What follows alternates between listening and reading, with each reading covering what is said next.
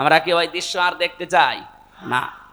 Champion হয়েছে পরপর কয়েকবার, এবার এই দেশ চ্যাম্পিয়ন হবে ইসলাম দিয়ে ইনশাআল্লাহ।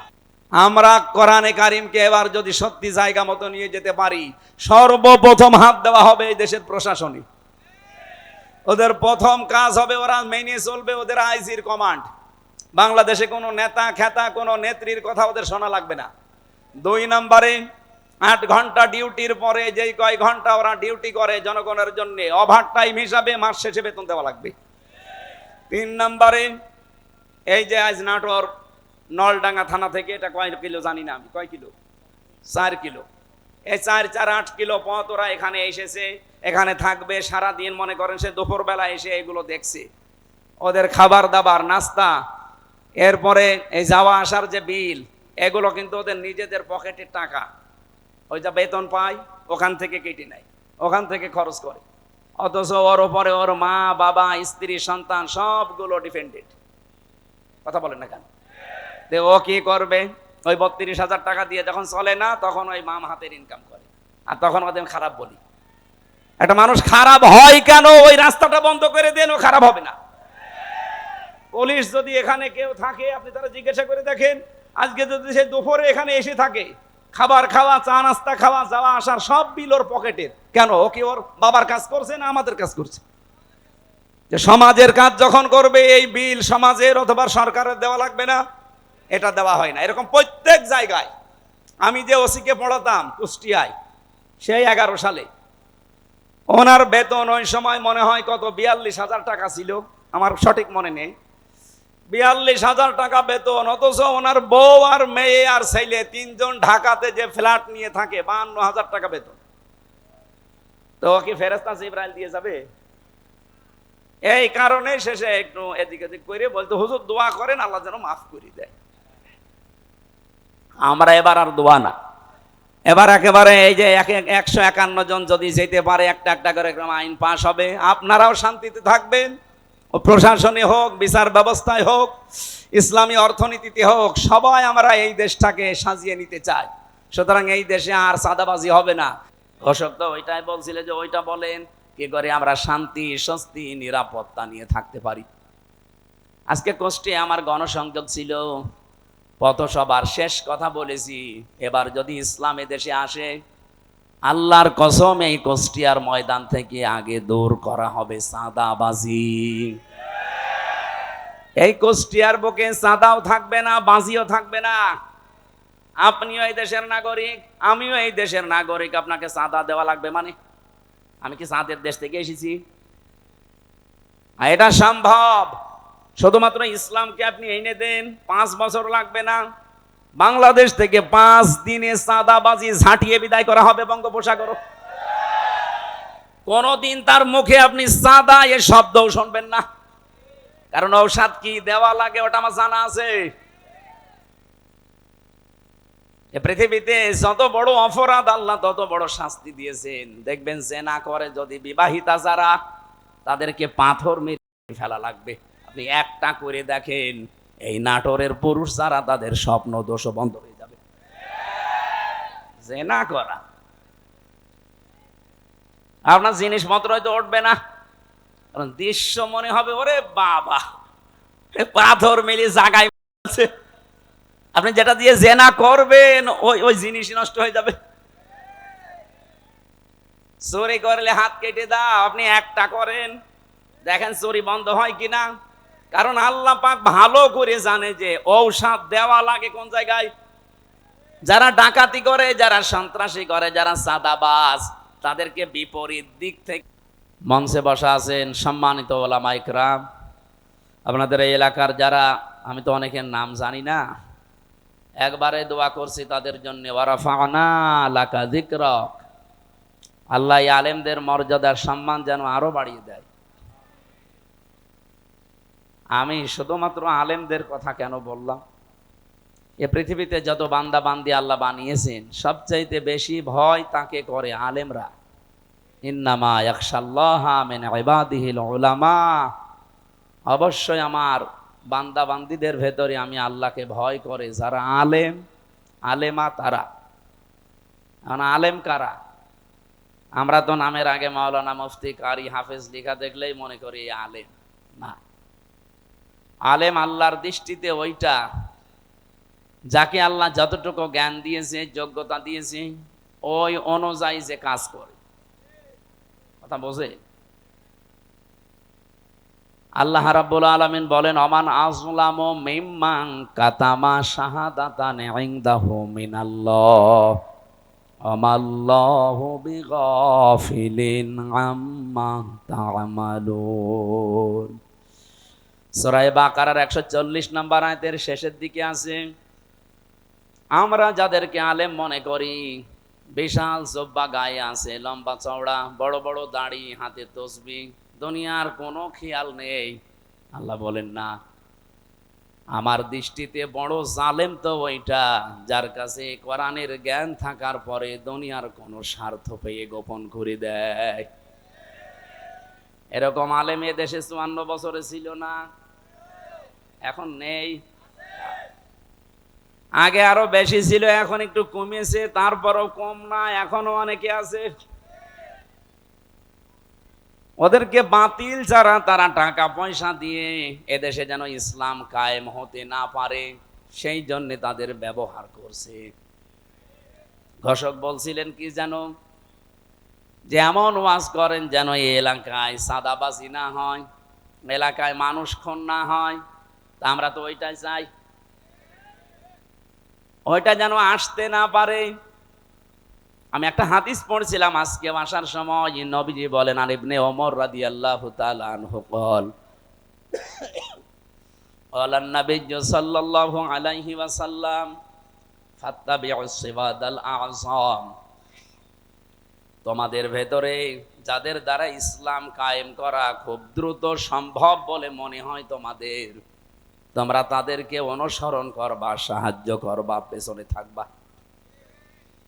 আপনি সব বাদ দিয়ে নিরপেক্ষ দৃষ্টি দিয়ে বলেন তো, বাংলাদেশে এখন 73টার উপরে দল আছে। আমি যতটুকু অ্যানালাইসিস করেছি এই দেশ নিয়ে, যতটুকু দেখলাম, বাংলাদেশে ইউনিয়ন পরিষদ থেকে শুরু করে আন্তর্জাতিক পরিমণ্ডল পর্যন্ত সুচারুরূপে দুর্নীতি ছাড়া বাস্তবতার সাথে আল্লাহর বিধান দিয়ে চালানোর ক্ষমতা এখন এই দেশে জামাত ইসলামীর আছে। যদি অন্য কোন দলের থাকে আপনি নাম বলেন, আমি তার ওয়াজ করব, বলেন। হ্যাঁ, ইসলামপন্থী দল এখনো প্রায় আছে 39টা। একটাকেও দিলে তারা সংসদ থেকে শুরু করে আপনি এই ইউনিয়ন পর্যন্ত পুরাটা, এমনকি আন্তর্জাতিক পরিমণ্ডলে যে ব্যবস্থাগুলো আছে চালানোর সক্ষমতা এখনো হয়ে ওঠেনি। কিন্তু জামাত ইসলামী বাংলাদেশে এভাবে লোক তৈরি করা আছে। আপনি বলেন, এটাকে আমি বানিয়ে বললাম? তাহলে হাদিস ছিল ফাত্তাবিউস সিরাতাল আযম, অনুসরণ করবা তাদের যাদের দ্বারা ইসলাম কায়েম করা দ্রুত সম্ভব। তা আমি তো হাদিসের বাংলা বললাম, খালি নামটা চলে এসেছে জামাত ইসলামী। অন্যটা যদি আমি পেতাম তাহলে তাদের নাম বলতাম। আমি তো মিলিয়ে দেখছি যে না, কেউ সম্ভব না।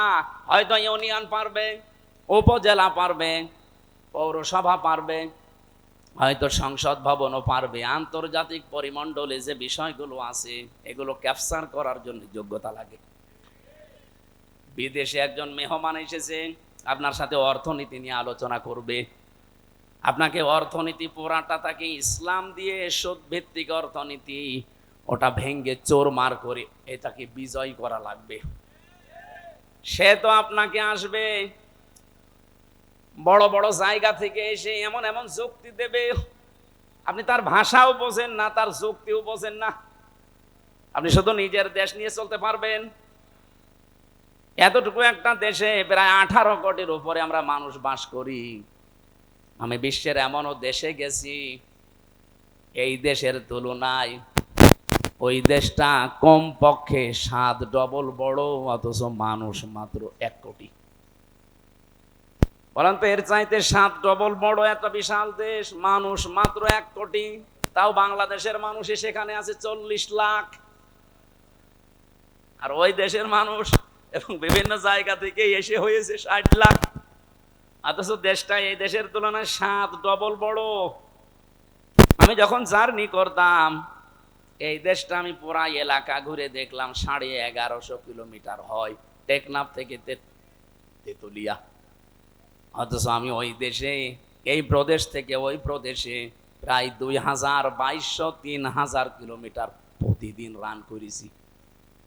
এত বড় বিশাল দেশ, মানুষের সংখ্যা মাত্র 1 কোটি। তারা যদি মনে করে না বিশ্বের কোন জায়গায় আমাদের ধর্ণা দেওয়ার দরকার নেই, আমরা নিজেরাই উৎপাদন করি, নিজেরা স্বয়ং সম্পন্ন আমরা থাকব, পারবে তারা?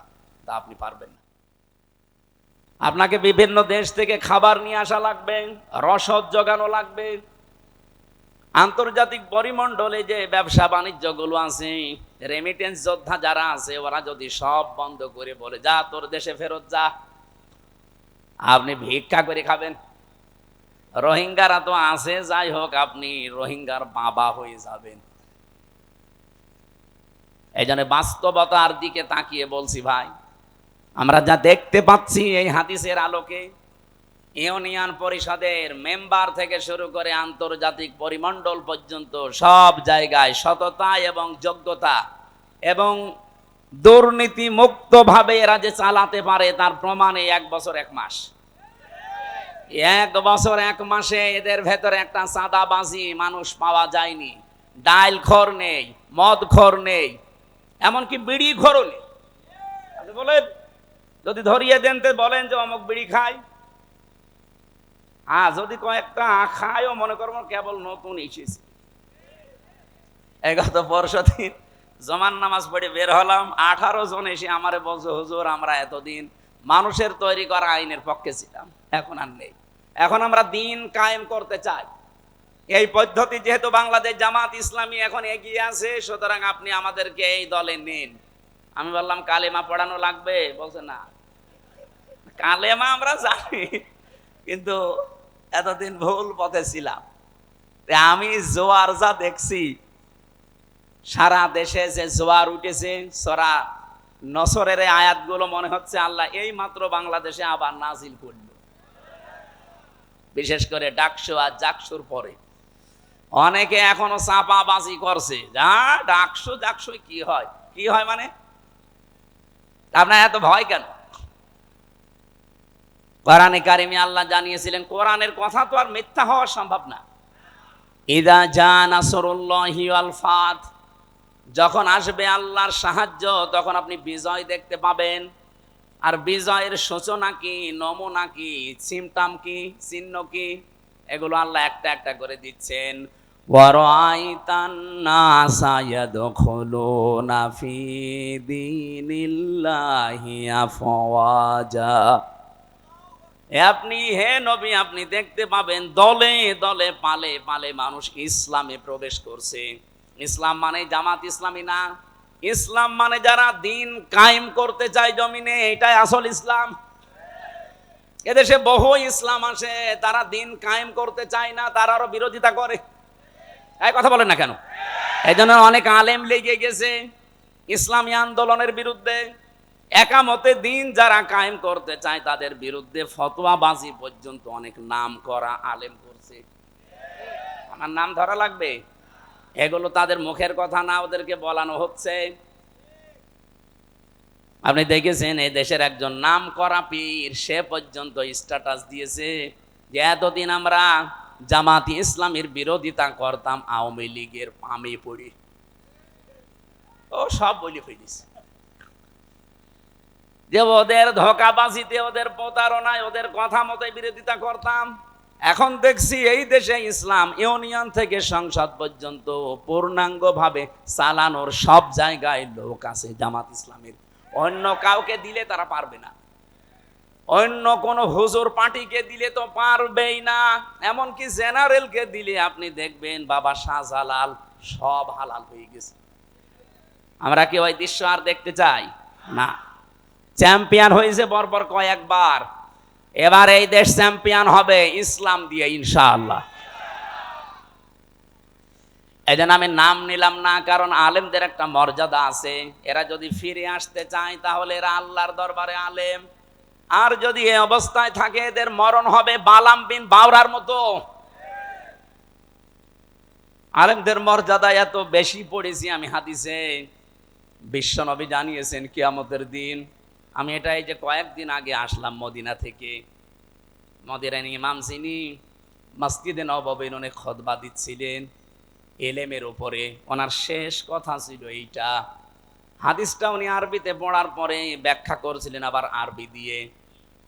আমি বাংলায় বলছি, উনি যে কথা বললেন এটার সারমর্ম এটা, কিয়ামতের দিন আলেমদেরকে আল্লাহ যখন বিচার করবেন ওদেরকে আল্লাহ পর্দা দিয়ে ঘিরে নেবেন, আলাদাভাবে ঘিরে নিয়ে বলবে, মাওলানা এনামুল হক এই করেছিলি,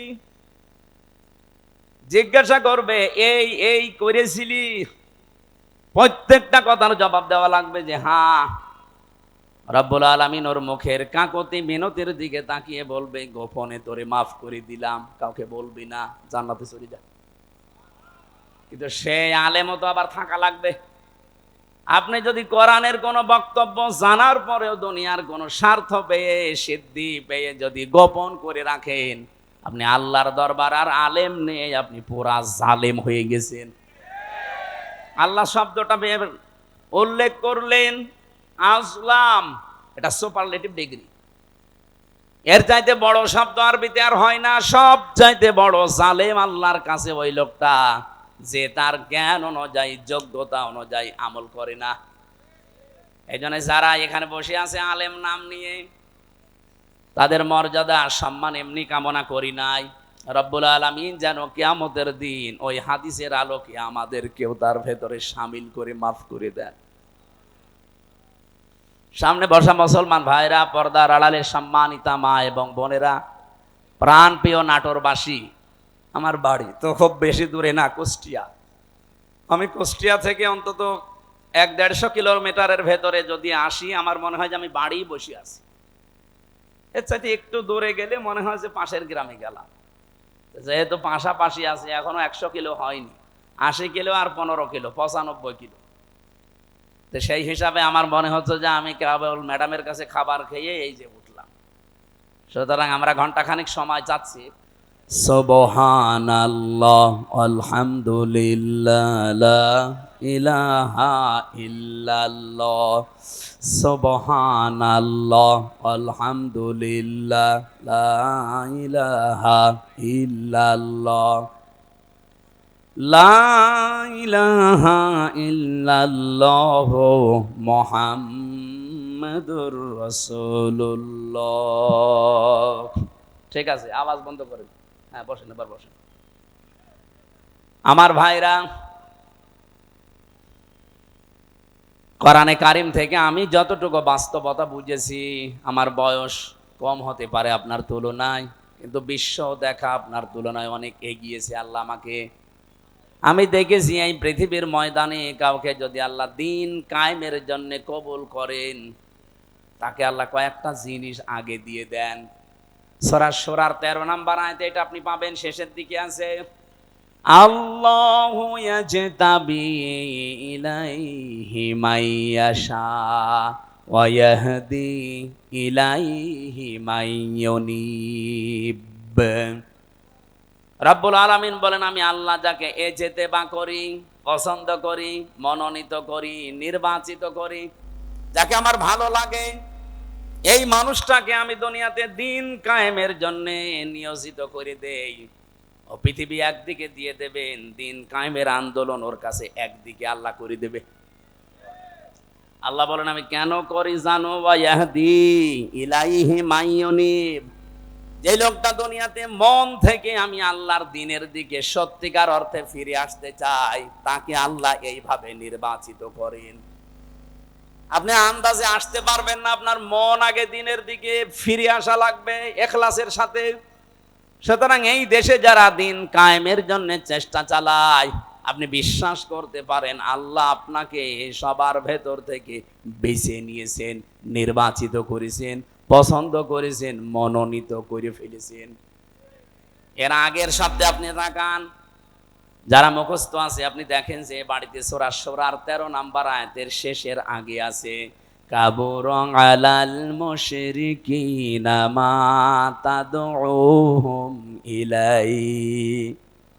হে নবী, আপনি যেদিকে মানুষকে ডাকেন যে আসো আমরা সবাই আল্লাহর বিধান কায়েম করি, কারণ আপনাকে শুধু আমি না, পৃথিবীর যত নবী পাঠিয়েছি মাত্র 2 জন নবীকে বাদ দিয়ে প্রতিটা নবীর উপরে আমার আদেশ ছিল আন আকিমুদ্দিন ওয়ালা তাতাফাররাকু ফি, যে দিন কায়েম করো, আল্লাহর বিধান জমিনে কায়েম করো, এ বিষয়ে কোনো মত পার্থক্য করবা না।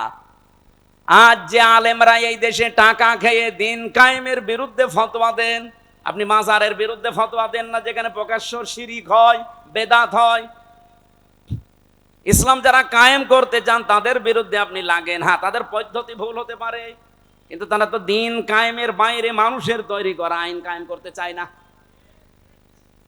আপনি যদি সাহায্য করতে না পারেন, মুখ বন্ধ করার দরকার ছিল আপনার।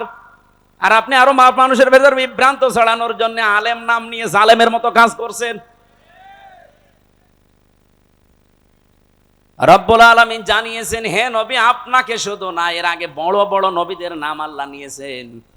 হযরতে ঈসা, মূসা, নূহ, ইব্রাহিম, এত বড় বড় পাওয়ারফুল নবীর নাম নিয়ে বললেন আপনাকেও আদেশ দিলাম, তাদেরকেও দিয়েছিলাম যে দিন কায়েম করেন, আমার বিধান কায়েম করেন জমিনে আগে, আর এই বিষয়ে কোনো মত পার্থক্য, কোনো ফতোয়াবাজি করবেন না। হে নবী, আপনি যেদিকে মানুষকে ডাকতে চান, এই কথা শুনলে সব চাইতে মন খারাপ হবে, খারাপ লাগবে, রাগ করবে ওই মানুষগুলো যারা মুশরিক। বলে আমির হামজা মাটির নিচের ওয়াজ করেন, তো মাটির নিচে আপনি কেমন চলে গেছেন?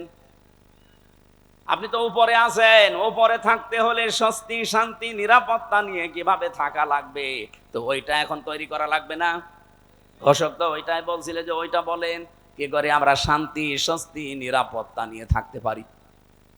আজকে কষ্টে আমার গণসংযোগ ছিল, পথসভার শেষ কথা বলেছি, এবার যদি ইসলাম এদেশে আসে, আল্লাহর কসম এই কুষ্টিয়ার ময়দান থেকে আগে দূর করা হবে চাঁদাবাজি। এই কুষ্টিয়ার বুকে চাঁদাও থাকবে না, বাজিও থাকবে না। আপনিও এই দেশের নাগরিক, আমিও এই দেশের নাগরিক, আপনাকে চাঁদা দেওয়া লাগবে মানে?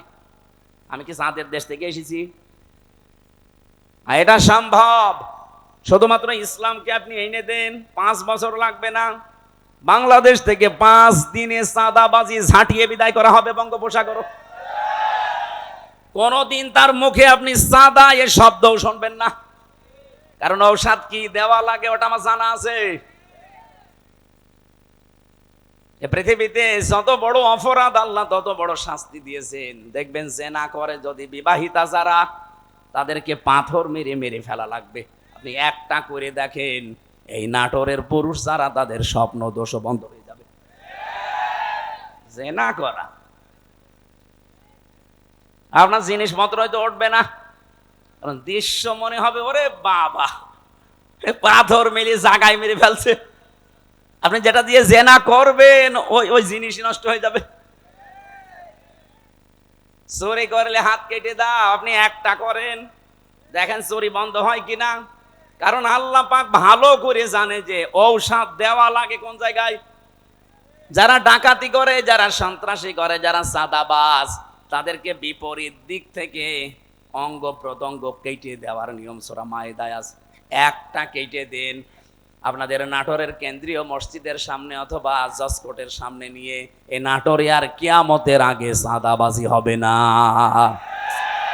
এটা সম্ভব এবং আমরা পারবো ইনশাআল্লাহ, সামনে আসবে। সুতরাং এই আয়াত থেকে আমি যে থিওরিটা পেয়েছি, আল্লাহর বিধান কায়েমের কথা বললে যাদের মন খারাপ হয়, তারা যেন বিশ্বাস করে তারা মুশরিক। আপনি হয়তো বলতে পারেন কি আমি নামাজ পড়ে আসলাম, আরে ভাই আপনি টের পাচ্ছেন না যে কোনো কায়দায় আপনার দ্বারা শিরিক হচ্ছে, প্রকাশ্যে হোক গোপনে হোক। আর যারা শিরিক করে তারা কি বলেন বলেন, এর চাইতে আর স্পষ্ট কি বলা যায়? অবশ্যই আপনার দ্বারা কোনো না কোনো ভাবে শিরিক হচ্ছে, নয়তো আল্লাহ বলতো না যে কাবুরা আলাল মুশরিকিন, যে মুশরিকদের কাছে খারাপ লাগবে। মা তাদউহুম ইলাই, আপনি যেদিকে মানুষকে ডাকছেন এই কথা শুনলে সবচাইতে বেশি খারাপ লাগবে, মন খারাপ হবে, রাগ করবে। এমনকি ওয়াইদা তুতলা আলাইহিম আয়াতুনা বাজ্জিনাতিন তা'রিফু ফি ওয়ুজুহিল্লাযিনা কাফারুল মুনকার। এটা সূরা হজের ৭৮ কি সূরা হজের ৭০-৭২ নাম্বার আয়াতের ভেতরে আছে। রব্বুল আলামিন বলেন, হে নবী, যখন কোরআনের ব্যাখ্যাগুলো আপনি বিশ্লেষণগুলো তেলাওয়াত করে করে শোনাবেন, তখন দেখবেন যে মানুষগুলো বুঝে ফেলেছে যে কি বলতে চায়।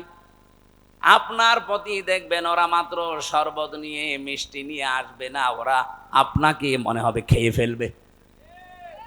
আমার তো মনে হচ্ছে আয়াতটা বাংলাদেশে এখন মিলে যাচ্ছে। হুজুর কোরআনের কথা বলবেন, আমি কি এটা বাইরের কথা বললাম?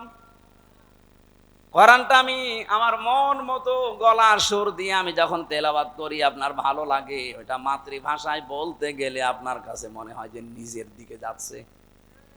নিজের দিকে যায় এই কারণে, কারণ আপনি এই কাজগুলো দুনিয়ায় করেন। অনেক জেলায় যাওয়ার পরে আমার কানে কানে মুখ নিয়ে বলে, হুজুর আমার বিরুদ্ধে বলবেন না। আমি আপনার বিরুদ্ধে বলবো? আপনার আমি চিনি। কোথায় আমার বাড়ি কুষ্টিয়ায়, কোথায় আপনার বাড়ি সেই সিলেট, মৌলভীবাজার, সুনামগঞ্জ, সেই দোয়ারা বাজার, যেতেই লাগে 2 দিন। আমি আপনাকে জীবনে দেখে নিয়ে চিনি না, আপনার বিরুদ্ধে বলবো কেন? না, আপনি যা বলেন আমি দেখি আমার বিরুদ্ধে যাই। তার মানে আপনি ওই কাজ করেছেন। জেলে যাওয়ার আগে একবার গিয়েছিলাম খুলনা রূপসা থানা। আমি আলোচনা শুরু করব হঠাৎ করে, সেই সময় তো একেবারে রমরমা জালেমদের, উনি ওই এলাকার সভাপতি, ওই ফ্যাসিস্টদের এসে আমারে বলছো, হুজুর মাটির নিচের ওয়াজ করবেন? আমি না। ওপরের ওয়াজ করবেন? হ্যাঁ। ওপরের ওয়াজ যদি করেন, ওপরে আপনাকে আমি একটা সাবজেক্ট বলে দেই, পারিবারিক জীবন নিয়ে কথা বলবেন।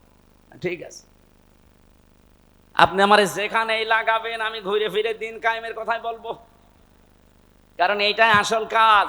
এইটা না হলে জীবনেও এই দেশে বসবাস করার উপযুক্ত পরিবেশ আপনি পাবেন না। বলেন তো, খালি 2 জন নবী বাদ দিয়ে পৃথিবীর কোন নবীর জীবনে আমি পড়ে পাইনি যে তাকে আল্লাহ আদেশ দেয়। একটা নবীকে, খালি 2 জন নবীকে আল্লাহ বলেন না, একটা আদম আলাইহিস সালাম আর একটা সুলাইমান নবী। কারণ আদম নবীর সময় মানুষজন ছিল না, আর সুলাইমান নবী ওনার বাবার কাছ থেকে রাজত্ব পেয়েছিলেন, তো উনি আবার কি কায়েম করবে?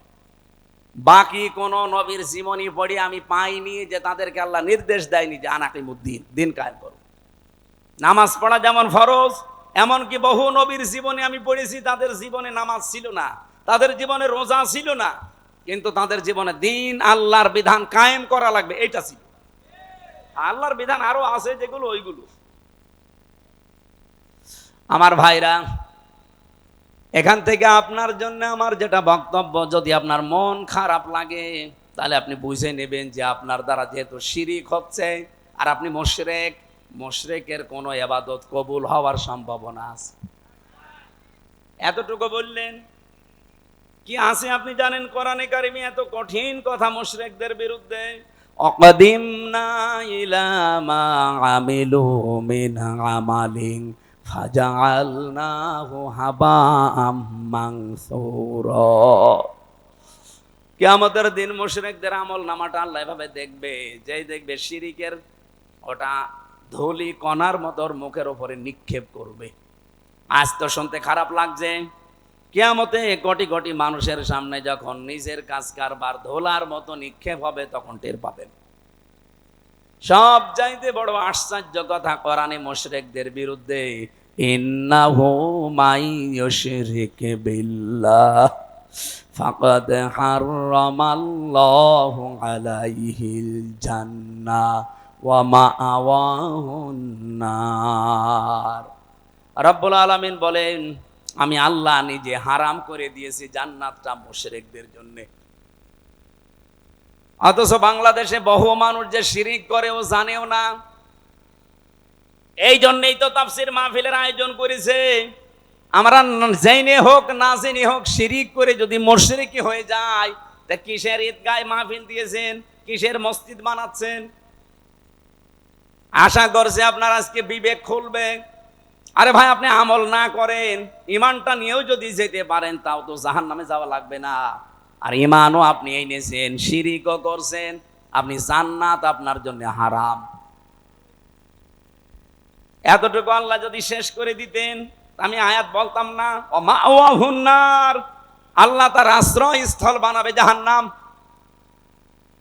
আমার তো আয়াত পড়ার পরেই বাংলাদেশের দিকে তাকিয়ে ভয় হয়, এদেশের বহু মানুষ অলরেডি শিরিক করে জাহান্নামী হয়ে গেছে।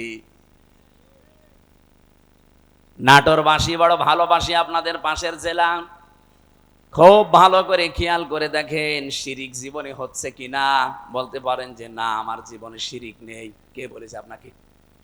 শিরিকের এক এক কথায় জবাব হচ্ছে আল্লাহ যেটা পারে ওইটা অন্য কেউ পারে, এই কথা বিশ্বাস করার নাম শিরিক।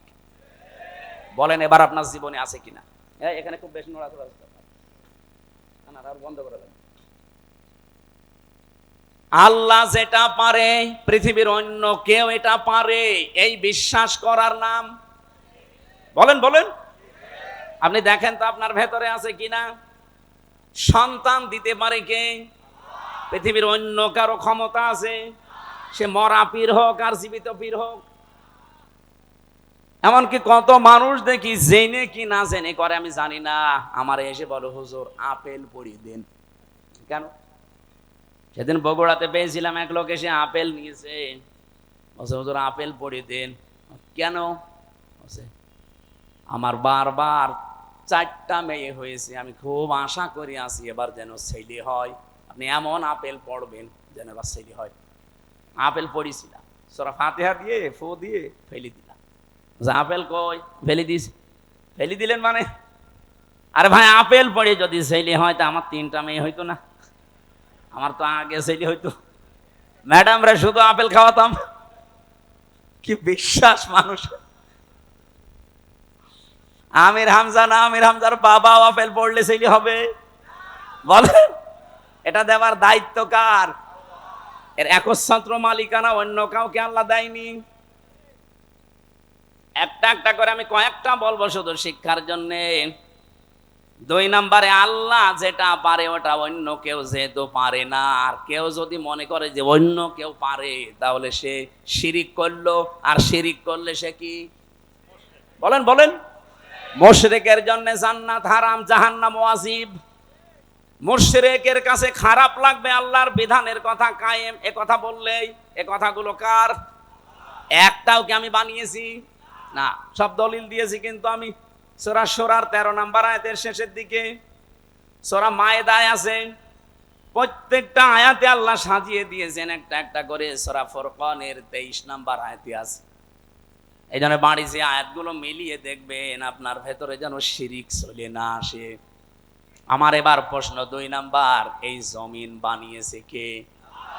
এখানে অন্য কারো হালকা কোনো সাহায্য আছে? না। আপনি হিন্দুকেও জিজ্ঞাসা করেন, উনিও বলবে এই জমিন আল্লাহ বানিয়েছে। আল্লাহ যদি নাও বলে ভগবান বানিয়েছে। তো ওরা যাতে ভগবান বলে আমরা আল্লাহ বলি, জিনিস একই।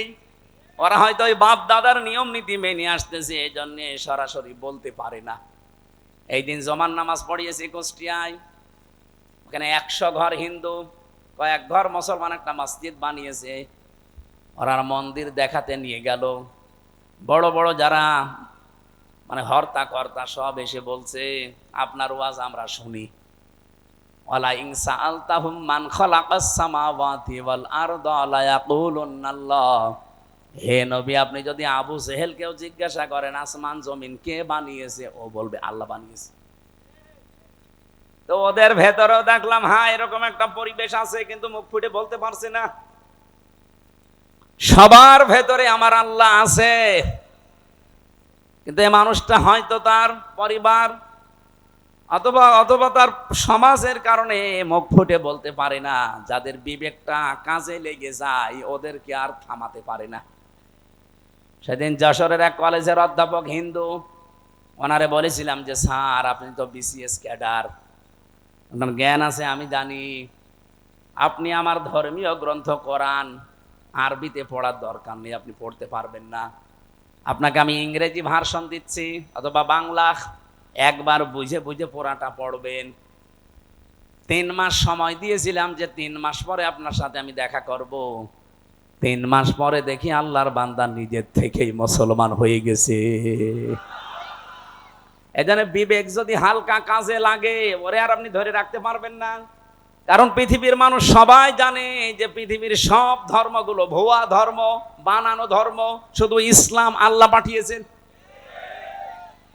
এই জন্য অন্যান্য ধর্মে যারা আছেন, বাইরের দেশগুলোতে গেলে আমি দেখেছি খ্রিস্টানদের সাথে আমি কথা বলেছি, ইহুদিদের সাথে বসে কথা বলেছি, ওদের চেহারা দেখলে আপনি জীবনও টের পাবেন না যে ইহুদি। আমার তো আর জুব্বা কত বড়, আমার চাইতে বড় জুব্বা গায়ে দেয়।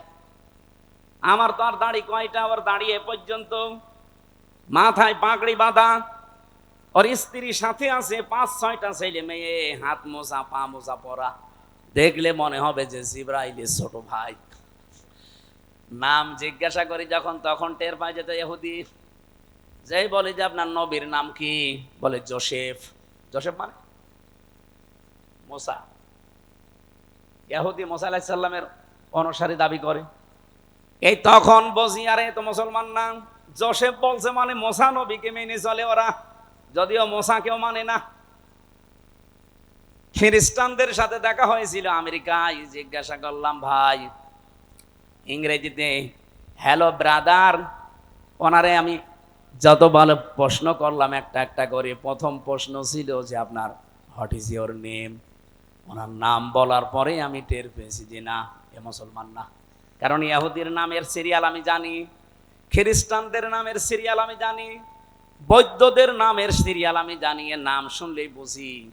যে এখন বলে যে আপনার নবীর নাম কি, হোয়াট ইজ ইওর প্রফেট, ও তখন বলছে আমার নবীর নাম হচ্ছে যিশু। যিশু মানে ঈসা। বলেন তো এই যে মানুষগুলোকে প্রথমে দেখলে আপনি জীবনেও সাইন করতে পারবেন না। এত সুন্দর চেহারা, ধবধবে ফর্সা, দাড়ি মানে পাগড়ি এবং জোব্বা গায়ে, বিশাল সাদা জোব্বা গায়ে, স্ত্রীর সাথে আছে, একেবারে চোখও দেখা যায় না, হাত মোজা পা মোজা দেওয়া।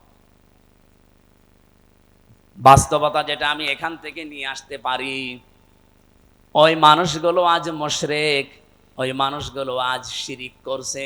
শুধুমাত্র যদি বিবেকটা একটু কাজে লাগাতো, এই পৃথিবীর কোন ধর্মে মানুষ থাকা সম্ভব না ইসলাম ছাড়া। খালি বিবেকটা মানুষ কাজে লাগায় না, এই জন্য বিভিন্ন ধর্মে প্রায় 4,500 ধর্ম এখন দুনিয়ায়। কত? 4,500।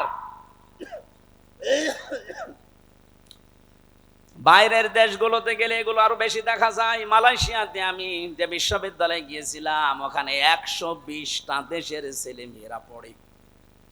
আপনি চিন্তা করতে পারেন 120টা দেশের মানুষ ওখানে পড়ে, তাহলে এক একজনের ভাষা এক একটা, 120টা ভাষায় তারা কথা বলে আলাদা আলাদা, কিন্তু নিজেরা যখন কথা বলে আমাদের সাথে তখন ইংরেজিতে বলে। আমি মালয়েশিয়া ইন্টারন্যাশনাল ইসলামিক ইউনিভার্সিটি, যেটা এটা আমাদের কুষ্টিয়া ভার্সিটির চাইতেও প্রায় অন্তত 15-20 ডবল বড় হবে, এত বড় বিশাল এরিয়া। বাসে করে গাড়িতে করে যাওয়া লাগে এক ক্লাস থেকে আরেক ক্লাসে। আমি যাদের সাথে ঘুরছিলাম থাইল্যান্ডে বাড়ি কয়েকজনের, রাস্তায় ঘুরছি রাত তখন প্রায় বাজে রাত 2টা। হঠাৎ দেখে একটা মোবাইল পড়ে আছে, আমারে উনি ওনার ভাষা দিয়ে বলছে আপনার বাড়ি তো বাংলাদেশে। এই মোবাইলটার পাশ দিয়ে যদি শুধু বাংলাদেশ আর ভারতের ছেলে মেয়েরা না যায়, কিয়ামত পর্যন্ত পড়িয়ে থাকবে, কেউ নেবে না। আমার কি সুনাম করলো না, বাস দিল। আমরা বলছি বাংলাদেশ আর ভারতের ছেলে মেয়েরা যদি যায়, গায়েব করে ফেলবে। পৃথিবীর এখানে প্রায় 120টা দেশের ছেলে মেয়েরা আছে, কেউ এর পাশ দিয়ে গেলে ঘুরিয়েও তাকাবেন না যে লোকের জিনিস আমি কেন নেব। কিন্তু আপনারা যে এমন মানুষ। আমি ওনারে পরে হাসির ছলে বললাম যে ভাই আপনি কি আমার সুনাম করলেন না বাস দিলেন।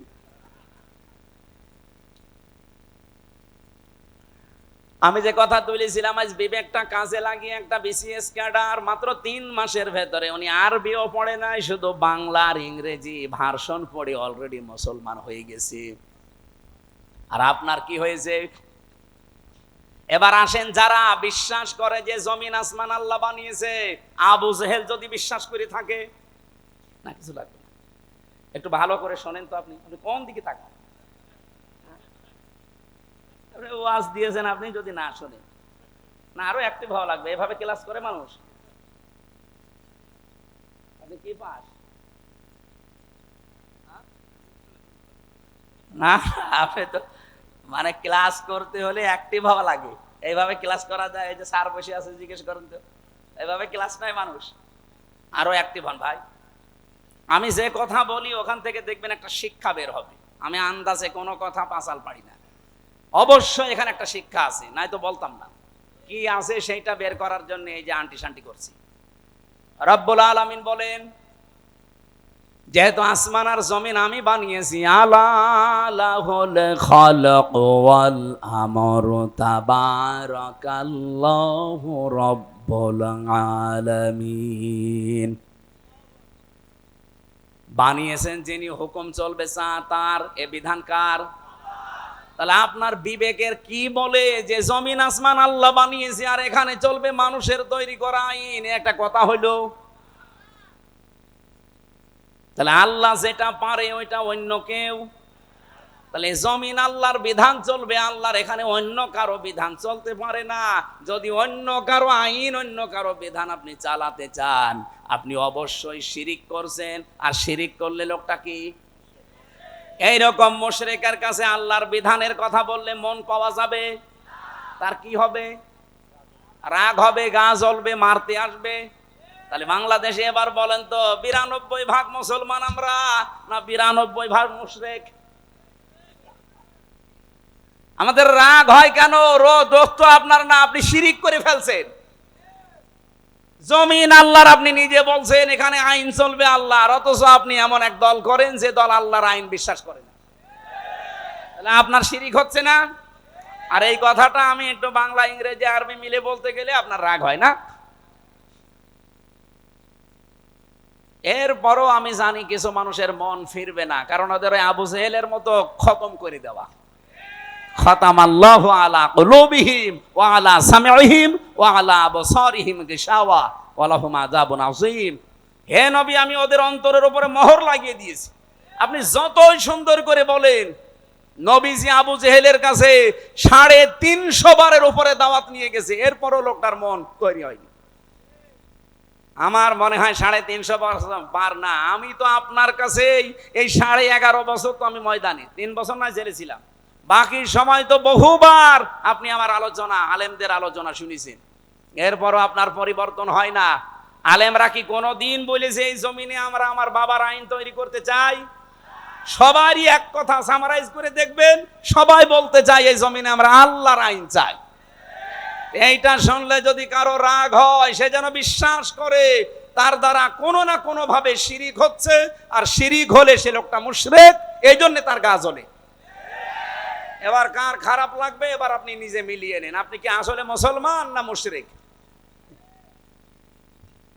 দরুদ আর সালাম পাঠ করার মাধ্যমে আমরা তেলাওয়াতকৃত আয়াত, যেটা আমি ছোট্ট ছোট্ট 2টা আয়াত পড়েছি, 6666টি আয়াত, এটা প্রসিদ্ধ, আর বিশুদ্ধ হচ্ছে 6236টা আয়াত। এর ভেতরে মাত্র 2টা আয়াত পড়েছি, আমি আগে পরও পড়তে পারতাম। এই 2টা আয়াত থেকে কিছু কথা তাফসীর আকারে শোনাতে চান। আপনারা তাফসীর মাহফিল লিখেছেন, অথচ এখন চলছে নবীজির জন্মের মাস, সিরাত লিখে দিলে আমরা ওইভাবে সাজাতাম। যেহেতু তাফসীর লিখেছেন, আমরা তাফসীর আকারে কথা বলবো, শুনবেন তো নাকি? আমি আগে একটু তেলাওয়াত করে তাফসীরের যে মূল নীতি আছে 15টা একটা একটা করে বলবো, এরপরে আমরা ভেতরে যাব।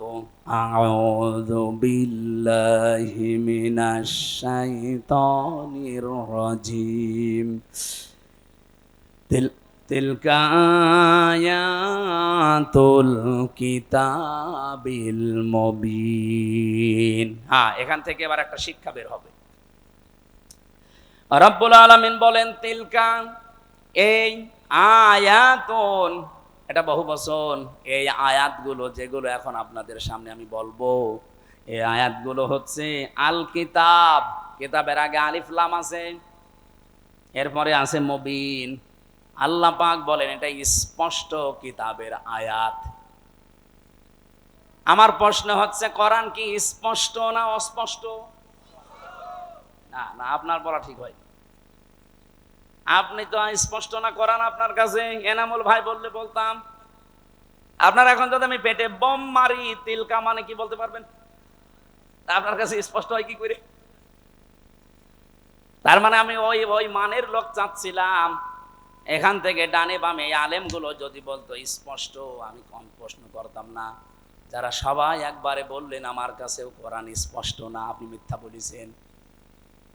কিতাব যদি আপনি স্পষ্ট করতে চান, কিতাবের কাছে আসা লাগবে। কথা বলেন না কেন? আপনি এই যে বয়সে আছেন, এই বয়সে এখন মাদ্রাসায় ভর্তি হয়ে সময় দিতে পারবেন? এই কথা বললেন না? আপনার বয়স এখন 55 বছর, আপনি এখন মাদ্রাসায় ভর্তি হয়ে সময় দিতে পারবেন?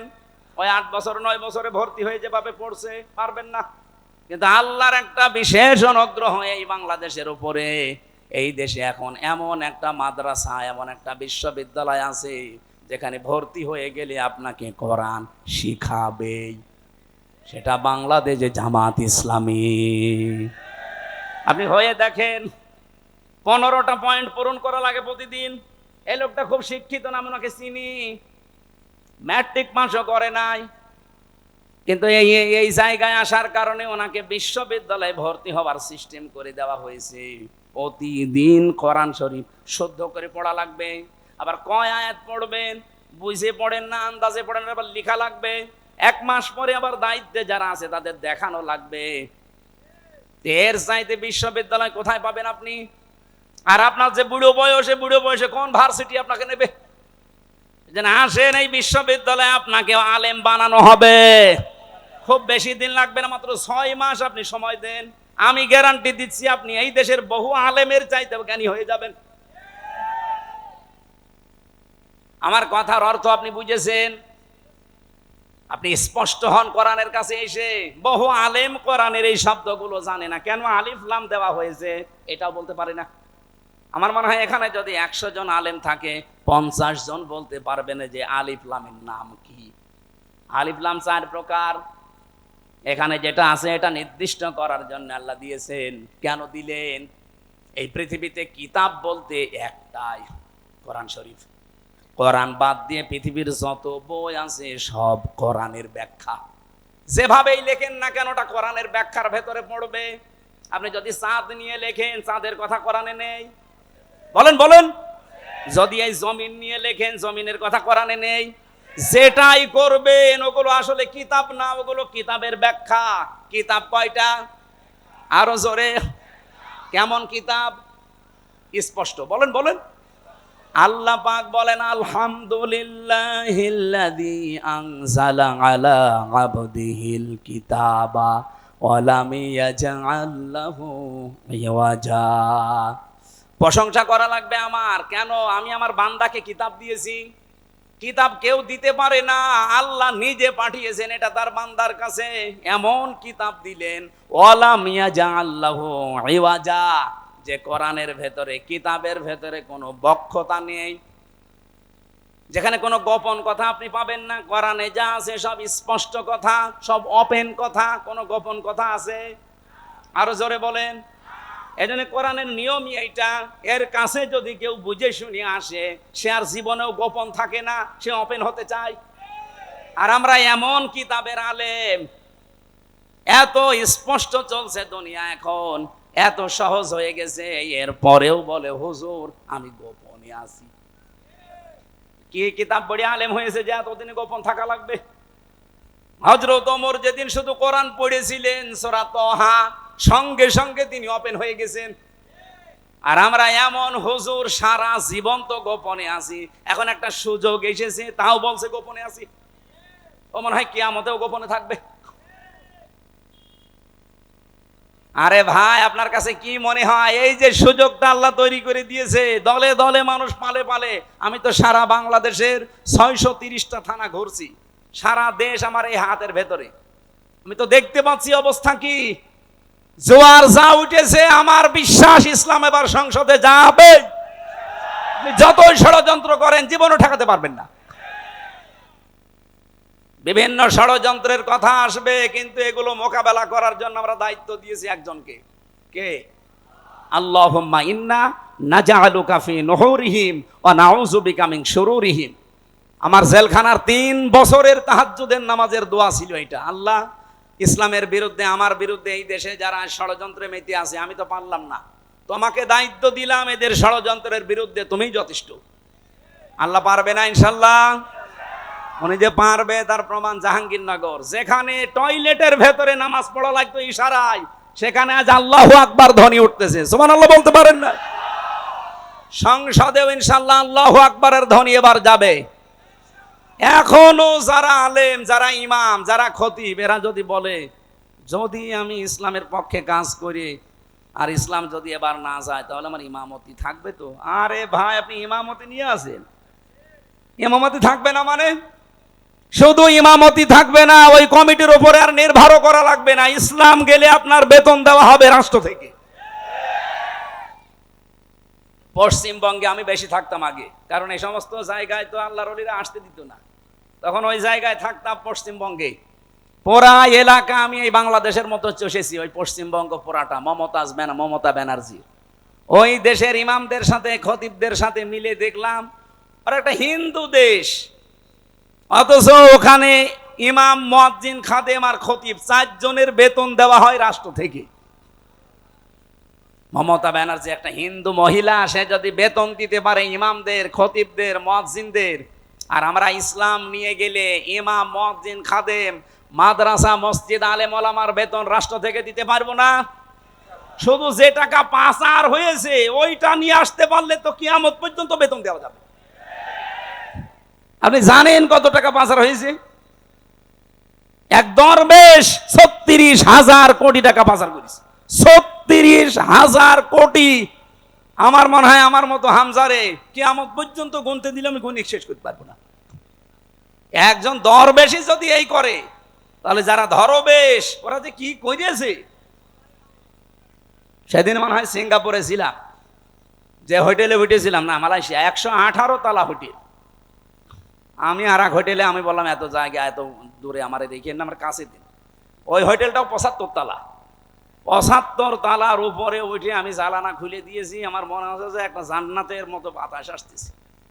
ওখান থেকে বললাম একটু নিচে যেয়ে দেখি তো খাবার পাওয়া যায় কিনা। নিচে যেয়ে নামলাম, নেমে দেখি 2 জন বসে বসে, রাত 2টা বাজে, চা খাচ্ছে। আমি চেহারা দেখে বুঝে ফেলেছি। আমি যে সালাম দিলাম, আসসালামু আলাইকুম, ও তো বলবে যে ওয়ালাইকুম আসসালাম না, বলছো হুজুর আমরা আগে পালিয়েছি। একটা সালামের জবাব হইল?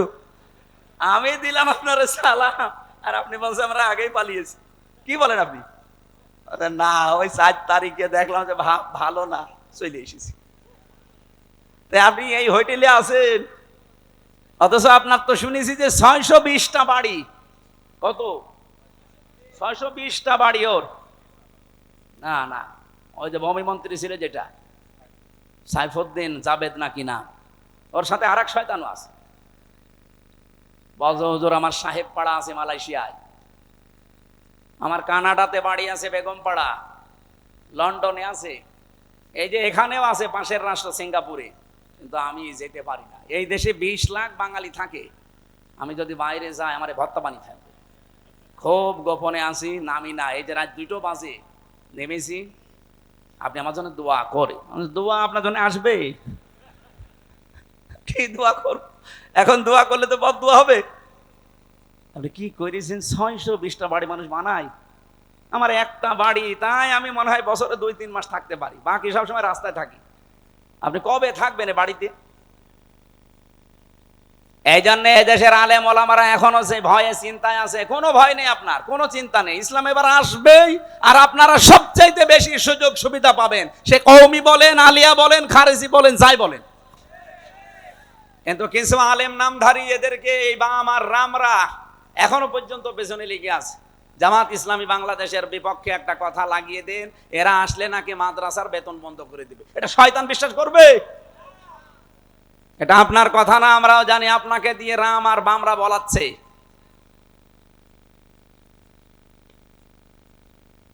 আমার ভাইরা, এই জন্য কিতাব যেহেতু স্পষ্ট, আমরা স্পষ্ট কথা এবার বলবো।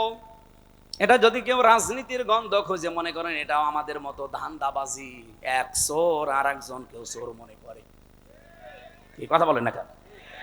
আমি তো কোরআনের আয়াত দিয়ে স্পষ্ট কথাই বলবো। এবার আপনি মনে করবেন আমিও মনে হয় আপনার মতো ধান্দাবাজ। না, আপনার মতো ধান্দাবাজ বাংলাদেশ জামাত ইসলামীতে নেই। কারণ এই দেশে জামাত ইসলামী একমাত্র দল যারা গ্যারান্টি দিয়েছে যদি এই দেশে রাষ্ট্র ক্ষমতায় তারা যেতে পারে, 1 টাকার মালিক তারা হবে না।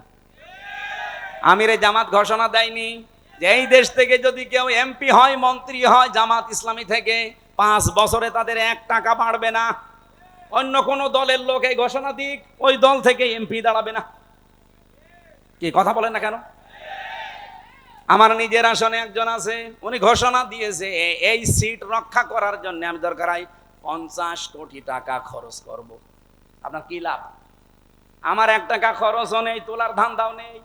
আর আপনি 50 কোটি টাকা যদি খরচ করেন, আল্লাহর কসম আপনি 100 কোটি টাকা মারবেন। এরকম মারিং কাটিং যারা, তাদের মতো আমরা হব এবার? বলেন বলেন। ওরা তো আমাদেরকে এইটাই মনে করে, এই জন্য ট্যাগ দেয় যে আমরা নাকি ইসলাম নিয়ে আমরা ব্যবসা করি। কে বলিস আপনাকে? আমরা ইসলাম নিয়ে ব্যবসা করি না, আমরা জান্নাতের টিকিট বিক্রি করি না। জান্নাতে যাওয়া যায় কি করে? আমরা রাস্তা দেখাই। আপনি এভাবে দেখান, আপনারটাও মানুষ যাবে। আপনি দেখাতে পারেন না, আপনি শুধু আছেন মারিং কাটিং এর ধান্দায়। বাবা শাহজালাল কুত্তা বিড়াল সব হালাল, সব হালাল করে নিয়েছে। কুত্তা বিড়াল কি সব হালাল? তো মানুষের কাছে তো মনে হচ্ছে সব হালাল হয়ে গিয়েছে। আল্লাহ এত শত শত ঘটনা দিয়েছেন কোরআনে, তার ভেতরে একটা ঘটনা আমাদেরকে শোনাচ্ছেন আশার সঞ্চার করার জন্য। দেখেন তো আপনার আশা জাগে কিনা। নাতলু আলাইকা মিন নাবাই মূসা ওয়া ফিরআউনা বিল হক। নাতলু মানে আমি তেলাওয়াত করছি। কে বলেন বলেন? আল্লাহ বলেন আমি তেলাওয়াত করছি আলাইকা, আপনার কাছে বা আপনার উপরে আমি তেলাওয়াত করছি আপনার নিকটে, মিন নাবাই ঘটনা থেকে। কার ঘটনা? মূসা ওয়া ফিরআউনা, মূসা এবং ফেরাউনের, বিল হাক্কি সত্য ঘটনা। তার মানে এখন যেটা বলা হবে এটা মিথ্যা। বলেন বলেন। আল্লাহ বলেন আমি সত্য ঘটনাটাও যেমন তেমন ভাবে না, যথাযথ ভাবে তোমাদেরকে আমি শোনাচ্ছি। হ্যাঁ, এটা শুনলে কি হবে? লিকৌমি ইউমিনুন, যে জাতির ভেতরে আমি আল্লাহর প্রতি বিশ্বাস আছে এই ইমানদারদের জন্য আমি বর্ণনা করছি। কি হয়েছিল শোনো, তোমরা তো ওই সময় ছিলে না। ইন্না ফিরআউনা আলা ফিল আরদি, অবশ্যই ফেরাউন এই জমিনের ভেতরে ছিল একজন স্বৈরাচার, সন্ত্রাসী, সীমা লঙ্ঘনকারী। আমি একটা শব্দ যদি বানিয়ে বলি, যারা এখানে বসেন তাদের জিজ্ঞাসা করেন, আমি আয়াতটা বাংলাদেশের সাথে মিলিয়েছি। বলেন তো আল্লাহ ১৫০০ বছর আগে না হাজার হাজার বছর আগের ঘটনা এটা? এই নাজিলি হয়েছে এই ঘটনাটা ১৫০০ বছর আগে। তিনি বললেন এই পৃথিবীর জমিনে একজন ফেরাউন ছিল, সে ছিল সীমা লঙ্ঘনকারী। কি করেছিল সে? ওয়াজাআলা আহলাহা শিয়া, এই জমিনে ওর দেশের মানুষের ভেতরে দলে বিদলে মানুষকে বিভক্ত করে রেখেছিল। আমাদের বাংলাদেশের দিকে তাকান, এই ৫৪ বছরে বহু মানুষ এই দেশে দায়িত্বে এসেছে, তাদের একমাত্র টার্গেট ছিল ইসলাম যেন এক জায়গায় হতে না পারে। এবার একটু 8টা দল ইসলামী, এগুলো একটু এক জায়গায় এসেছে, অনেকের মাথা খারাপ হয়ে গেছে। ফেরাউনের অভ্যাস ছিল এইবার কর্মসূচি দিয়ে রেখেছিল এরা যেন এক জায়গায় হতে না পারে। এদের দলে বিদলে বিভক্ত করতে করতে ছোট ছোট দল বানিয়ে দাও। এ বাংলাদেশে এমনও দল আছে, উনি সভাপতি, ওনার ছেলে সেক্রেটারি, আর কেউ নেই। কি আমি বানিয়ে বললাম? জেলখানায় আমার সাথে একজনের দেখা হয়েছিল, ওনার নাম আব্দুল মতিন। উনি হচ্ছে আল্লাহর দলের সভাপতি সারা বাংলাদেশের। ওনারে বললাম যে ভাই আপনি তো সভাপতি, সেক্রেটারি কে? বলছে আমার ছেলে। 8 লোক, বলছে আর কেউ নেই। ওইটাও একটা দল, আল্লাহর দল।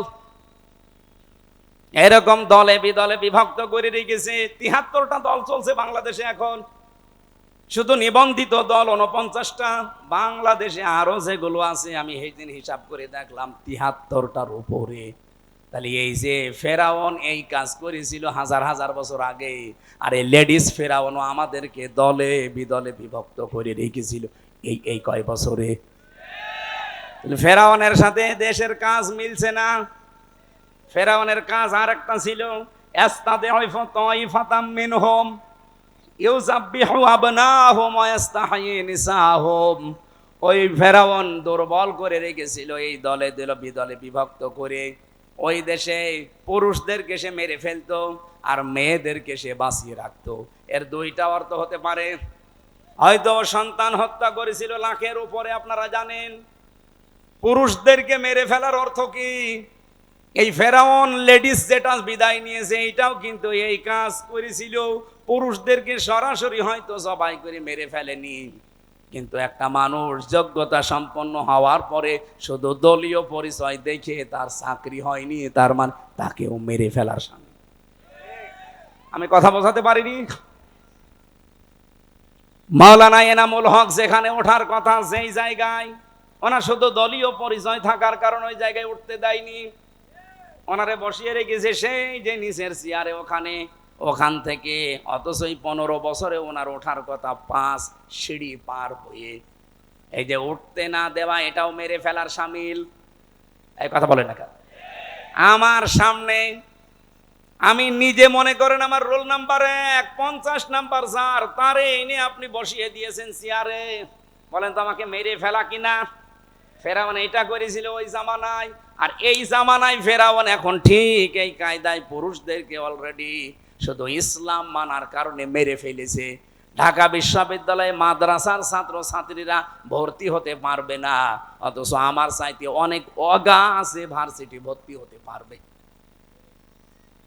ইসলামকে তারা কোন জায়গায় নিয়েছে? ক্লাস 5 এবং 8-এ বৃত্তি পরীক্ষায় আগে 100 মার্ক ছিল, এই জালেমরা এসে ওইটাও তুলে দিয়েছে।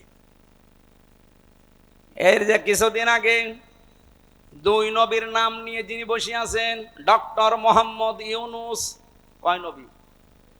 2 নবীর নাম। অথচ গানের মাস্টার নিয়োগ দিল, শরীর চর্চার মাস্টার নিয়োগ দিল, 1 থেকে 5 পর্যন্ত একটা আলেম মাওলানা নিয়োগ দিতে পারে নাই। এই কথা বললেন না কেন? এই দাবি নাটোরবাসী করে কিনা যে আমরা প্রত্যেকটি প্রতিষ্ঠানে 1 থেকে 5 পর্যন্ত একজন আলেম মাওলানা টিচার চাই? এই দাবি আছে কার? দেখে লিল্লাহি তাকবীর। দেখেন তো, হাত তোলেন কে? দেখেন, এটা রেকর্ড হচ্ছে, তোলেন। আপনি কোরআনের পক্ষে আছে এটা আজকে হাত তুলে দেখান। ডক্টর মোহাম্মদ ইউনুসের কাছে যদি নাও যায় এটা আরো সে চলে গেছে ইনশাআল্লাহ। ইব্রাহিম নবীর পক্ষে একটা ব্যাঙ পোশাক করেছিল, তাই আল্লাহ তারে কবুল করে নিয়েছে, তার পোশাকও পাক। আর আপনি আজকে কোরআনের শিক্ষার পক্ষে হাত তুলে কিয়ামতের দিনে হাত আপনাকে জান্নাতে নেওয়ার জন্য চেষ্টা চালাবেন ইনশাআল্লাহ। আমার ভাইরা, তাহলে পুরুষদেরকে মেরে ফেলতো আর মেয়েদেরকে সে বাঁচিয়ে রাখতো ভোগ করার জন্যে, অথবা তাদেরকে দিয়ে জেনা ব্যভিচার করিয়ে করিয়ে সমাজটা নষ্ট করার জন্যে। ইন্নাহু কানা মিনাল মুফসিদিন। আল্লাহ পাক বলেন নিশ্চয় সে ছিল ফাসাদ সৃষ্টিকারী, সীমা লঙ্ঘনকারী, বিশৃঙ্খলাকারী। এ পর্যন্ত আল্লাহ যদি শেষ করে দিতেন এই আয়াতগুলো আমি বলতাম না। এবার একটা আশার বাণী শুনিয়েছেন, ওয়ানুরিদু আন্নামুন্না। আল্লাহ পাক বলেন আমি একটা ইচ্ছা করলাম। এই এদিকে তাকান, ইচ্ছা করছে আমির হামজা কে? আরো জোরে বলেন। আল্লাহ বলেন আমি একটা ইচ্ছা করলাম। কি? আন্না মুন্না, আমি অনুগ্রহ করব, দয়া দেখাবো, আলাল্লাযিনা, তাদের উপরে, আলাল্লাযিনা ইসতাদঈফু ফিল আরদ, এই জমিনের ভেতরে ফেরাউন যাদেরকে দুর্বল করে রেখেছিল, জুলুম, অত্যাচার, নির্যাতনের স্টিম রোলার চালিয়ে যাদেরকেও দুর্বল করে রেখেছিল বনি ইসরাইল মুসা নবীর দলকে, আমি চাইলাম, আমি আল্লাহ ইচ্ছা করলাম তাদেরকে জমিনে একটু কিছু দয়া দেব। কি দয়া দেব? ওয়ানা জাআলাহুম আইম্মাতান, আমি চাইলাম যে তাদেরকে জমিনের নেতা বানাবো, আল্লাহ কিন্তু নেতা বানার আরম্ভ করে দিয়েছে। এক কথা বলেন না কেন? এতটুকু না, ওয়ানা জাআলাহুমুল ওয়ারিসিন, আমি চাইলাম এই জমিনের উত্তরাধিকারী তাদেরকে বানিয়ে দেব। আমার তো মনে হচ্ছে খাপের খাপ মুমতাজের বাপ মিলে যাচ্ছে। এখন যদি মনে করেন না ওদের সাথে মেলছে, আমাদের সাথে মেলে না, আপনার সাথে মেলবে কি করে? আপনার আদর্শ আছে, আপনার চরিত্র আছে। রাত 9টার পরে তো আপনার পা ঠিক মতো মাটিতে পড়ে না। আপনার চরিত্র কিসের? আপনি লাল পানি খান, আপনি ডাল খান, আপনি বাবা খান। আল্লাহ কাদের উপরে দয়া করেছে এটা দেখা লাগবে। যাদের উপরে ফেরাউন জুলুম, অত্যাচার, নির্যাতনের স্টিম রালি চালিয়েছিল, আমার তো মনে হচ্ছে 54 বছরে যাদের উপরে মিথ্যা তহমত দিয়ে, উল্টাপাল্টা কথা দিয়ে জাতির কাছ থেকে আলাদা করে রেখেছিল, বিশেষ করে 15.5 বছরে সবচাইতে বেশি জুলুম, অত্যাচার, নির্যাতন যে দলের উপরে করা হয়েছে, ওই দলকে আল্লাহ একটা অনুগ্রহ দিয়ে তাদেরকে জমিনের নেতা বানাবে এবং শাসন ক্ষমতা তুলে দেবে। আপনি বলেন মিলছে কিনা? যদি না মেলে আমি আয়াত পড়বো না। আমার তো কোরআন হাদিস পড়ে দেখতে পাচ্ছি, হ্যাঁ একেবারে 100% মিলে যায়। অনুমাক্কিনা লাহুম ফিল আরদ, আল্লাহ বলেন আমি চাইলাম জমিনে আমি তাদেরকে ক্ষমতায় বসাবো। অনুরিয়া ফিরআউনা ওয়া হামানা ওয়া জুনুদাহুমা, আর আমি দেখাবো ফেরাউনকে, হামানকে, হামান মানে মন্ত্রী, ফেরাউনকে আল্লাহ দেখাবে। এখন লেডিস ফেরাউন এখনো বেঁচে আছে, ওকে আল্লাহ দেখাবে। এমনকি ওর মন্ত্রী পরিষদ যারা পালিয়ে আছে তাদেরকেও দেখাবে। অজনুদাহুমা, এমনকি তার সৈন্যবাহিনী, তার দলের লোক যারা, তাদেরকেও আল্লাহ নিজে দেখাবে। এখানে ফাইল কর্তা আল্লাহ নিজে। কি করবেন? মিনহুম মা কানু ইয়াহযারুন, যাদেরকে নিয়ে ওরা সবসময় ভয়ে থাকতো, যাদের বিরুদ্ধে মিথ্যা তহমত দিয়ে জাতির কাছ থেকে আলাদা করে রাখতো, আল্লাহ তাদেরকে বসিয়ে ওদেরকে দেখাবে। এই সিদ্ধান্ত কার? আপনার রাগ হয় কোন কারণে? আজ ডাকশো, জাকশো, রাকশো, চাকশো, শাকশো, সব জায়গায় যদি বিজয়ীরা হয়, এ সিদ্ধান্ত নিয়েছেন কে? আরো জোরে। আপনার রাগ হয় কোন কারণে? আল্লাহ সিদ্ধান্ত নিয়ে এটা করছে, জমিনের শাসন ক্ষমতা আল্লাহ তাদের দেবে। এ জমিনের উত্তরাধিকারী এবার হবে ইসলাম। আরো জোরে বলেন ঠিক কিনা? এটা দেখতে চান না চর্ম চোখে? 54 বছর তো বিভিন্ন জিনিস আমরা আনকমন দেখেছি, এবার একটু দেখি না কেমন কি লাগে। খালি ইসলাম 5 বছর লাগবে না, 2 বছর চলবে। এই বাংলাদেশ মিনি জান্নাত যদি না হয়, আপনি আমার কাছ থেকে বুঝে নেবেন। খালি 2 বছর চলতে দেন, কোরআনটা দিয়ে 500 আইন আছে এর ভেতরে। 151 জন যদি এবার যেতে পারে না কোরআন বুকে নিয়ে, এদেশ ঠান্ডা করতে কাউকে লাগবে না, 151 জনই যথেষ্ট। এক এক অধিবেশনে একটা একটা করে আইন পাস হবে, আর বাংলাদেশের মানুষের ভাগ্যের চাকা খুলে যাবে। মালয়েশিয়ার মতো দেশ 2004 সাল থেকে 21 বছরে তারা দাঁড়িয়ে গেছে, আর আমরা 54 বছরে দাঁড়াতে পারি নাই, শুধু এই ডাকাতদের কারণে। 1628 জন মানুষ এখন দায়িত্বে আছে। এই মানুষগুলো হযরত ওমরের মতো বানিয়ে দেন, আল্লাহর কসম এই দেশটা মিনি জান্নাত হয়ে যাবে। প্রশাসনের উপরে যেই মানুষগুলো এখন দায়িত্বে আছে, এদের উপরে যে বৈষম্য চলছে, ইসলাম আসলে এটা প্রথম দূর করা হবে। এই যে পুলিশের 2,13,000 পুলিশ আছে। আগের জামানার কথা বাদ দিলাম, জালেমদের সময়, এখন প্রায় 2 লাখ পুলিশই অন্তত ভালো, 13,000 একটু খারাপ আছে। এরপরও ওরা যে বাম হাতের ইনকাম করে, শুধু দোষ ওদের না। আমরা কোরআনে কারিমকে এবার যদি সত্যি জায়গা মতো নিয়ে যেতে পারি, সর্বপ্রথম হাত দেওয়া হবে এই দেশের প্রশাসনে। ওদের প্রথম কাজ হবে, ওরা মেনে চলবে ওদের আইজির কমান্ড। বাংলাদেশে কোনো নেতা খেতা, কোনো নেত্রীর কথা ওদের শোনা লাগবে না। 2 নম্বরে 8 ঘন্টা ডিউটির পরে যেই কয় ঘন্টা ওরা ডিউটি করে জনগণের জন্য, ওভার টাইম হিসাবে মাস শেষে বেতন দেওয়া লাগবে। 3 নম্বরে এই যে আজ নাটোর নলডাঙ্গা থানা থেকে, এটা কয় কিলো জানি না আমি, কয় কিলো? 4 কিলো।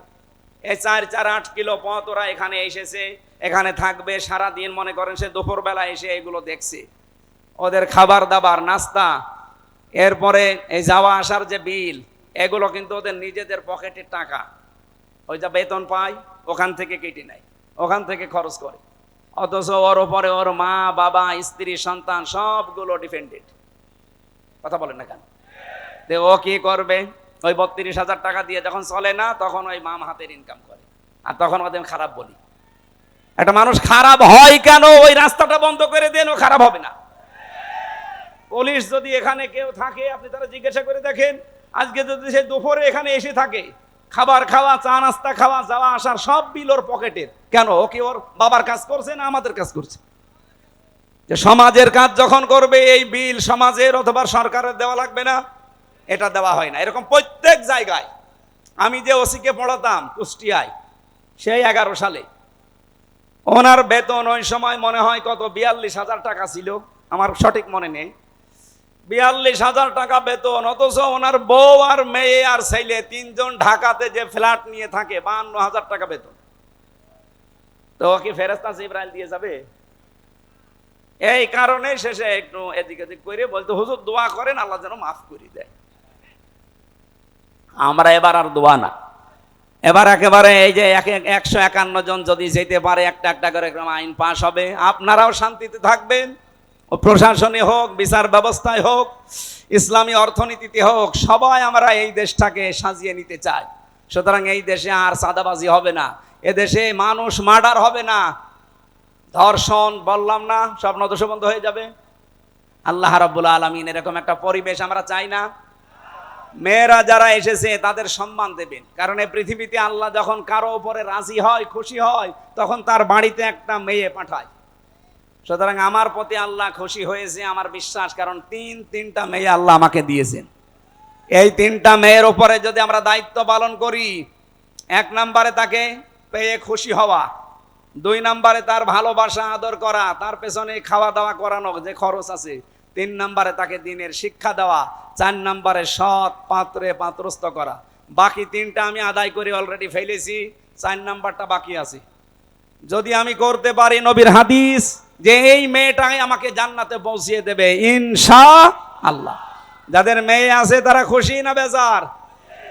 খরচ করছেন তো, দিন শিক্ষা দিচ্ছেন, সৎ পাত্র থেকে পাত্রস্থ করবেন, যার বাম হাতের ইনকাম আছে নাকি। আল্লাহ আমাদের তৌফিক দিন। রাত গভীর হয়ে গেছে, মেয়েদের আরো বিস্তারিত বলতে পারতাম, আমার গলা ব্যথা করছে। মেয়েদের এই বইটা লিখেছি আমি, দাম্পত্য জীবনে যে মারামারি, গন্ডগোল, কলহ, খালি ঝগড়া, এটা মেটাতে হয় কি করে। এখানে 120 পৃষ্ঠা আছে, দাম্পত্য জীবনে কলহ এবং তার সমাধান। এটা একটা মেয়েদের জন্য, একটা ছেলেদের জন্য, আর এইটা শুধুমাত্র মেয়েদের জন্য। এই যে আদর্শ নারী, এই স্টেজের পেছনে আছে বা গাড়িতে আছে, যাওয়ার সময় নিয়ে ওনাদেরকে পড়াবেন। আশা করছি পরিবারে শান্তি ফিরে আসবে। আল্লাহুম্মা আমিন। লা ইলাহা ইল্লা আনতা সুবহানাক ইন্নী কুনতু মিনাজ জালিমিন। এই মোনাজাতটা বসে করেন ভাই, মোনাজাতটা বসে করেন। রাত 11:10 বাজে, বসেন বসেন, মোনাজাতটা বসে করেন। রব্বানা আতিনা ফিদ দুনিয়া হাসানা ওয়া ফিল আখিরাতি হাসানা ওয়া কিনা আযাবান নার। রব্বুল আলামিন, সারা জীবন অপরাধ করে জীবনটা নষ্ট করে ফেলেছি। কোরআন কারীম শুনতে এসে বহু আশা নিয়ে আজকে হাত তুললাম। আল্লাহ কোরআনের দিকে তাকিয়ে যেভাবে চাতক পাখির মতো বসে শুনছিলাম, এই দিকে তাকিয়ে হলো আজকে মাফ করে দাও। পেছনের অপরাধগুলো শুধু মাফ করে দিও না, জায়গাটা নেকি দিয়ে পাল্টিয়ে দাও। এ মাহফিলে যে সদস্যগুলো আছে, এরাই টাকা পয়সা দিয়ে কোরআনের এই বিশাল আয়োজন।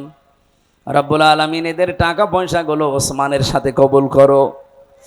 রব্বুল আলামিন এই সন্তানদেরকে যে মা পেটে নিয়েছে, মায়ের পেট তুমি খাদিজাতুল কুবরার মতো বানিয়ে দাও। আয় আল্লাহ তাআলা, এলাকায় মাটির নিচে যত মানুষ ঘুমিয়ে আছে, কবরগুলো জান্নাতুল ফেরদাউস বানিয়ে দাও। 3টা বছর জালেমের জেলখানায় আমি নিজে এখনো অসুস্থ হয়ে আছি, আমার স্বাভাবিক অবস্থায় ফিরিয়ে দাও। আমার কণ্ঠটা আল্লাহ তুমি ভিক্ষা দাও, কোরআনের হক কথাগুলো যেন বলতে পারি নির্ভয়ে, সততার সাথে, ইখলাসের সাথে। আমারে তুমি তৌফিক দাও। সম্মানিতা মা বোন যারা এসেছেন, এদেরকে আয়েশার মতো, ফাতিমাতুজ জাহরার মতো বানিয়ে দাও। অনেকে আমরা অসুস্থ আছি, মেহেরবানি করে শেফায়ে কামেলা আজেলা নসিব করো।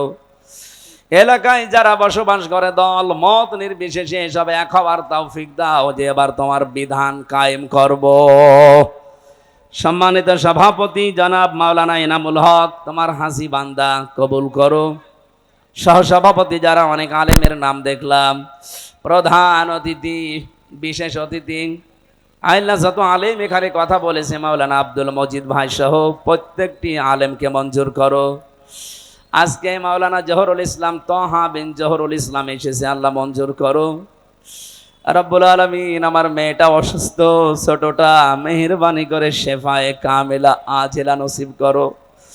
আমার মা অসুস্থ হয়ে পড়ে আছে, তাকেও তুমি শেফায়ে কামেলা দাও। চর্ম চোখে বড় আশা জাগে দেখতে যে তোমার কালাম দিয়ে দেশটা চলছে। জীবনে কিচ্ছু চাই না, আশা দিয়েছো যথেষ্ট, শুধু এই আশাটা পূরণ করো। আল্লাহ একবারের জন্য হলেও যেন দেখতে পাই যে ৫৬,০০০ বর্গ মাইল তোমার কালাম।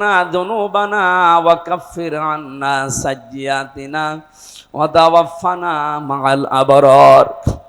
রব্বানা হাবলানা মিন আজওয়াজিনা ওয়া যুররিয়াতিনা কুররাতা আয়ুনি ওয়াজআলনা লিল মুত্তাকিনা ইমামা। সুবহানা রাব্বিকা রাব্বিল ইজ্জাতি আম্মা ইয়াসিফুন ওয়া সালামুন আলাল মুরসালিন আলহামদুলিল্লাহি রাব্বিল আলামিন। মরণ কখন চলে আসে জানি না, জীবনের শেষ কথা যেন বলতে পারি লা ইলাহা ইল্লাল্লাহু মুহাম্মাদুর রাসূলুল্লাহ। আসসালামু আলাইকুম।